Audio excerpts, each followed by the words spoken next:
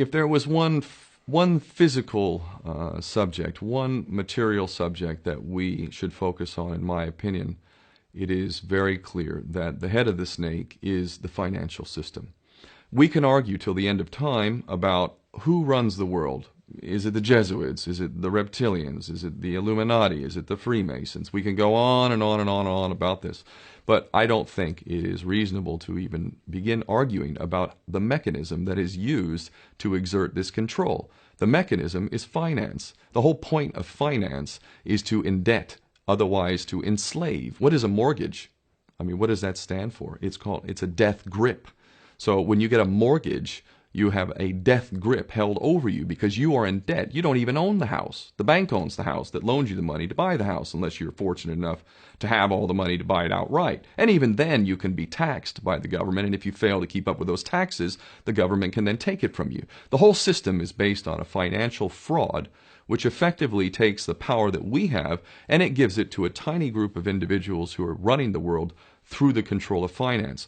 With the infinite supply of money that we have allowed them to take, they have literally an infinite supply of money, and with that money, and from their psychopathic point of view, they have bought everything and everyone who can be bought.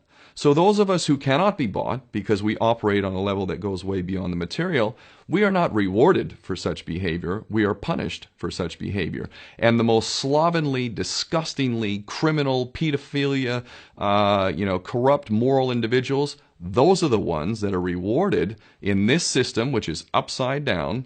We reward the pedophiles, we reward the corrupt, we reward the liars, we reward the people with no morals at all, and usually we compromise them under this system in terms of maybe a videotape. Maybe Barack Obama is gay. The we have videotape of him having sex with another man, or perhaps some other acts that may be not so popular amongst many of the electorate.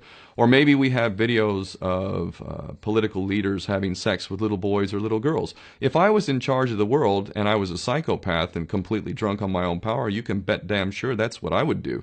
I wouldn't allow anyone in a position of power who wasn't completely compromised. When you have an infinite supply of money, you can do this.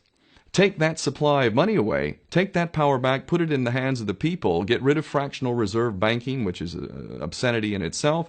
Listen to the lessons of Jesus Christ. If you're a Christian who got really pissed off when he went to the temple and he saw what the money changers were doing, let's take back control of the issuance of money, and not just on a national level. I'm happy to see in Denmark that you have your own currency, you don't have the euro, but on every country's level, they should be issuing their own currency in a transparent, non-usury based way in which it really, truly benefits the people. And in that way, we can literally free ourselves of the banking debt which is drowning us all, and we can stop scrambling for the crumbs from the table of these filthy rich psychopaths and live in a state of abundance just by changing this one thing. And I'm not just talking about abundance for Western nations who have an artificially inflated value with their currencies. We all in the West are guilty of having that reward while the rest of the world is sucking on it.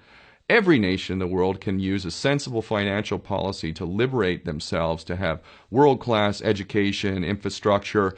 Everything that a healthy society would require can be had in the worst, most corrupt African country in any part of the world. We can all have that if we simply change that one thing.